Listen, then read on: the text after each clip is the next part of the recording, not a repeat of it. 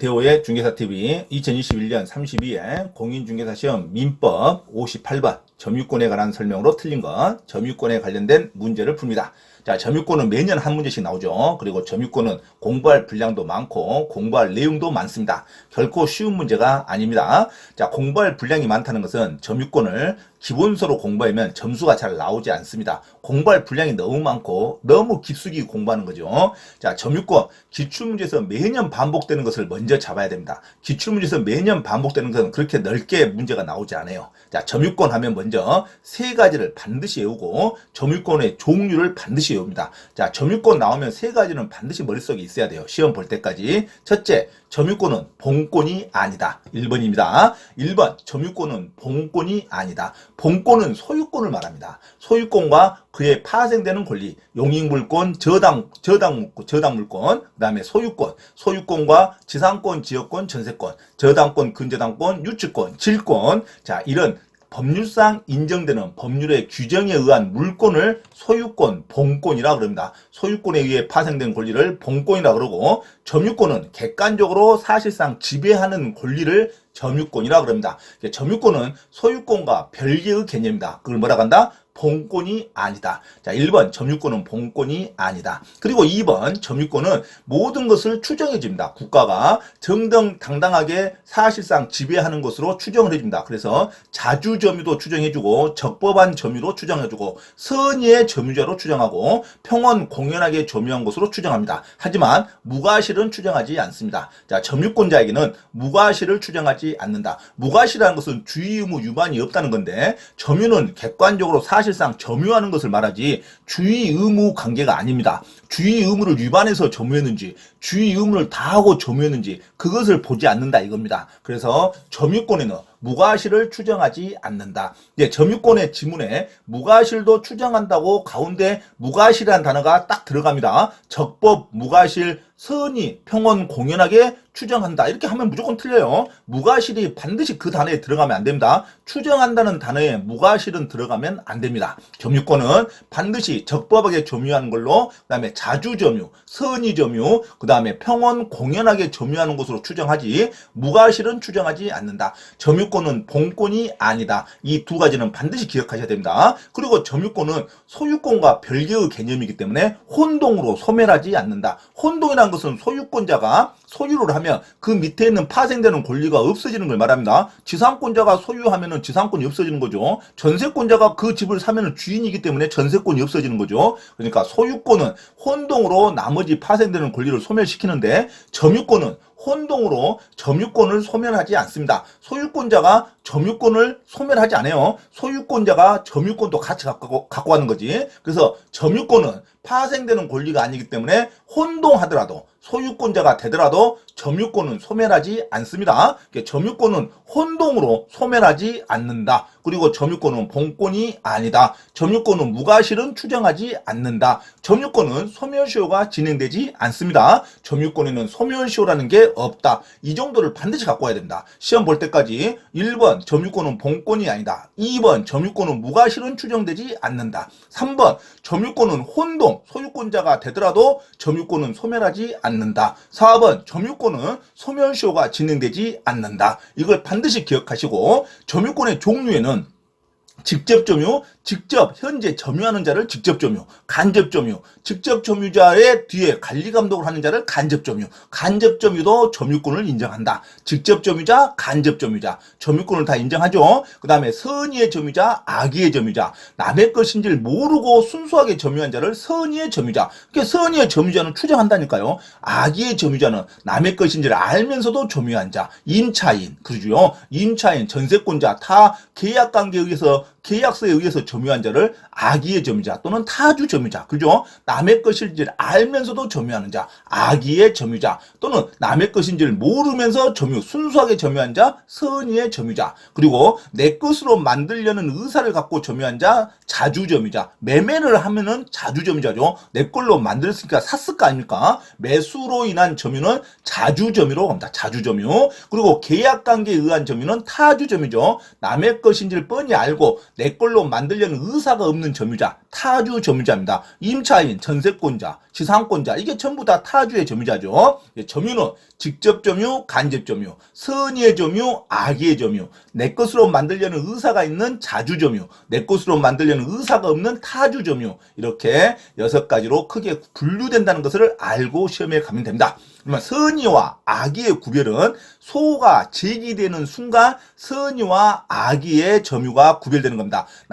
진정한 소유자, 회복자가 소송을 제기해야겠죠. 왜 내 부동산에 점유하고 있느냐 나가라 하고 소송을 제기하는 순간 이제 그 점유하는 자는 악의의 점유자의 인식 단계가 된다 이겁니다. 선의와 악의의 인식의 구별은 진정한 소유자, 회복자가 소송을 제기하는 순간부터 진짜 주인이 나타나는갑네 하고 악의의 점유자가 된다 이겁니다. 선의와 악의의 인식 단계는 언제부터? 소장 제기 시부터 결정이 됩니다. 나중에 판결이 확정되면 소제기시로 소급해서 그 시점을 구별한다 이겁니다. 선의와 악의의 구별 시점은 소장 제기시. 그러면 자주점유와 타주점유의 구별 시점은 판결 확정시까지 기다립니다. 판결이 최종적으로 확정됐을 때 그때서야 타주 점유와 자주 점유를 구별하는 겁니다. 시험에 아주 많이 나옵니다. 그러면 점유는 선의와 악의가 있고 자주와 타주 점유가 있는데 선의와 악의는 인식 단계이기 때문에 언제부터 기준점을 잡는다? 소장 제기시부터 소제기시부터 인식을 잡는 거고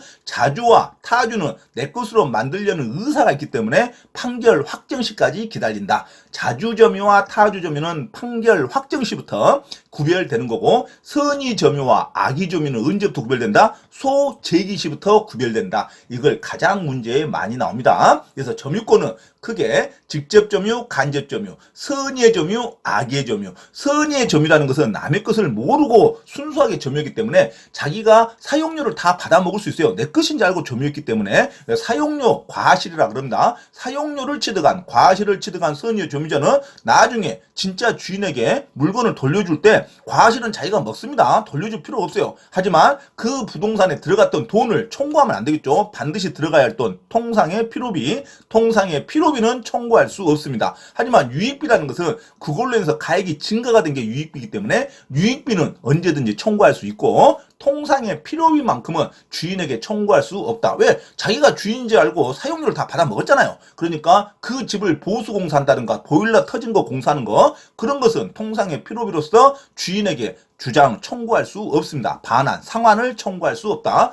통상의 필요비는 자기가 돼야죠. 자기 것인지 알고 돈을 썼으니까. 그 대신 사용료는 자기가 받아 먹었지 않습니까? 그래서 선의의 점유자는 과실을 취득한 권리가 있고 그렇지만 주인에게, 회복자에게 통상의 필요비는 청구할 수 없다. 악의의 점유자는요, 과실을 취득할 수 없죠. 과실을 먹은 걸 다 배상해줘야 됩니다. 자, 과실을 먹은 걸 전부 회복자에게 배상해야 되고, 그 대신 통상의 필요비는 청구할 수 있다. 자, 악의의 점유자는 통상의 필요비를 청구할 수 있다. 선이든 악이든 누구든지 유익비는 모두 청구할 수 있어요. 통상의 필요비만 구별하는 겁니다. 통상의 필요비를 청구할 수 없는 자는 선의의 점유자. 왜? 과실을 먹을 수 있으니까. 통상의 필요비는 선의의 점유자는 통상의 필요비를 청구할 수 없고 악의의 점유자는 과실을 취득할 수 없으니까 통상의 필요비도 청구할 수 있다로 갑니다. 악의의 점유자는 과실을 취득할 수 없어서 통상의 필요비, 유익비를 청구할 수 있는 거고 선의의 점유자는 사용료, 과실을 취득할 수 있기 때문에 통상의 필요비는 청구할 수 없다로 가야 됩니다. 유익비는 청구할 수 있고 자, 자주점유와 타주점유는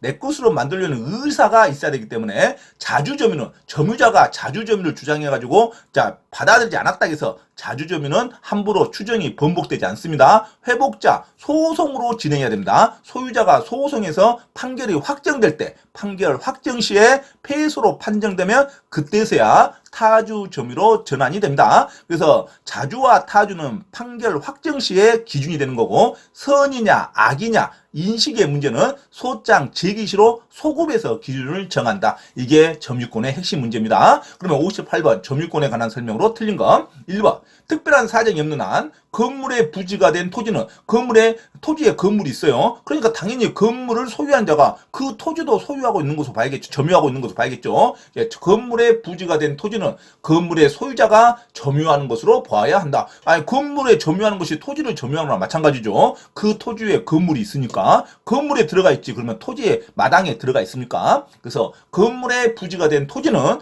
건물의 소유자가 토지도 점유하는 것으로 보아야 한다. 자, 2번. 전후 양 시점의 점유가 다른 경우, 자, 점유 승계가 증명되면 점유 계속은 추정됩니다. 점유를 계속 다른 사람에 양도했답니다. 그러면 그 점유가 계속 쭉 점유자로 계속 된다고 추정이 됩니다. 점유 승계도 인정이 된다. 점유 승계가 증명되면 점유 계속은 계속된다고 추정이 된다. 자, 3번. 적법하게 과실을 취득한 선의의 점유자. 선의의 점유자는 과실을 취득할 수 있어요. 그렇지만 통상의 필요비는 청구할 수 없습니다. 통상의 필요비는 상한을 청구하지 못한다. 왜? 자기가 과실을 먹었기 때문에. 자, 사용료를 자기가 먹었기 때문에 통상의 필요비는 회복자에게 청구할 수 없다. 4번. 점유자가 상대방의 사기에 의해 물건을 인도했답니다. 상대방의 사기에 의해 물건을 인도할 때는 사기라는 것은 줄 때는 내가 기분 좋게 준 겁니다. 사기꾼한테. 자, 사기에 의해서 물건을 인도한 경우는 취소권을 행사해야지. 이것을 내가 뺏겼다고 생각하고 점유 침탈을 이유로 한 점유물 반환 청구는 발생하지 않습니다. 이것도 아주 시험에 잘 나오죠. 사기에 의할 때는 항상 차고, 사기, 강박은 취소권을 행사하는 거지 내가 강제로 뺏겼다는 게 아니죠. 사기는 강제로 뺏긴 게 아닙니다. 침탈과 구별해야 되죠. 그래서 사기에 의해서 물건을 인도한 경우는 점유 침탈을 이유로, 점유 침탈이 아니니까 점유 침탈을 이유로 점유물 반환 청구는 발생하지 않는다. 점유물 반환 청구는 현재 침탈을 당했을 때 강제로 뺏겼을 때 점유물을 반환 청구권이 인정됩니다. 점유권자로서 내가 강제로 점유를 침탈당했을 때 다시 점유를 회복할 수 있는 것이 점유물 반환 청구권입니다. 사기는 내가 강제로 뺏긴 게 아니죠. 사기를 당한 거지.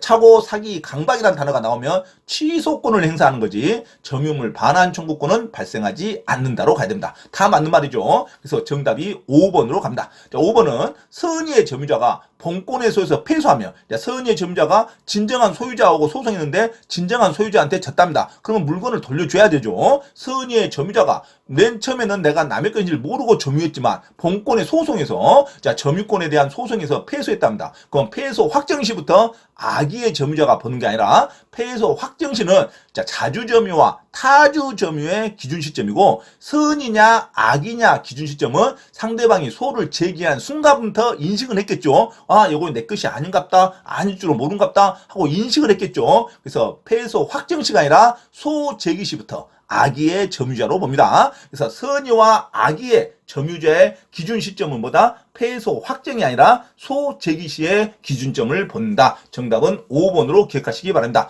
자, 선의와 악의의 점유자 기준 시점은 자, 소 제기 시부터 선의, 악의의 기준 시점이 되고 그래서 패소가 되면 소 제기 시부터 소급에서 악의의 점유로 본다. 이렇게 나와야 됩니다. 소 패소가 확정되면 소 제기 시부터 소급하여 악의의 점유자로 본다. 이렇게 해야지. 패소 확정 시부터 악의의 점유자로 본다 하면 틀립니다. 자, 패소 확정 시부터 기준점을 삼는 것은 자주점유와 타주점이고 선의, 악의의 기준 시점은 소제기 시부터라는 거 반드시 기억하시기 바랍니다. 그래서 58번에 점유권에 관한 설명을 틀린 거. 자, 건물의 부지가 된 토지는 당연히 건물의 소유자가 같이 점유하는 것으로 보는 거고 전후 양 시점의 점유자가 다를 때는 점유 승계가 증명되면 점유는 계속되는 것으로 추정되는 거고 선의의 점유자는 사용료, 과실을 취득했기 때문에 회복자, 소유자에게 통상의 필요비를 청구할 수 없는 거고 사기에 의해서 물건을 인도했을 때는 사기당한 것은 취소권 행사 요건이지 강제로 뺏긴 게 아닙니다. 그래서 사기에 의해서 물건을 인도했으면 점유 침탈을 이유로 한 점유물 반환 청구권은 발생하지 않습니다. 취소권을 행사해야죠. 취소권의 요건이 되고 점유물 반환 청구권은 발생하지 않는다. 왜? 사기는 침탈이 아니죠. 내가 기분 좋게 사기 당한 거지. 그래서 사기에 의한 것은 취소권의 요건이지 점유 침탈이 아니다. 점유 침탈을 이유로 한 점유물 반환 청구권은 발생하지 않습니다. 자, 선의의 점유자가 소유소송에서 패소하며 패소 확정할 때 자, 소제기시로 소급해서 소제기시로 악의의 점유자를 보는 거지 패소 확정 시부터 악의의 점유자로 본다 하면 틀린 문장입니다. 선의와 악의는 소제기시부터 기준점을 잡는다. 자, 패소 확정 시부터는 자주와 타주 점유의 기준 시점입니다. 자주와 타주 점유의 기준 시점은 판결 확정 시부터, 선유와 악의의 점유자는 소송 제기 시부터, 소장 제기 시부터 기준점이 틀리다는 거 반드시 기억하시기 바랍니다. 그래서 58번에 정답은 5번 선의의 점유자가 본권에 서서 패소하면 패소 확정 시가 아니라 소 제기 시부터 악의의 점유자로 본다고 가야 됩니다. 정답은 5번으로 정리하도록 하겠습니다.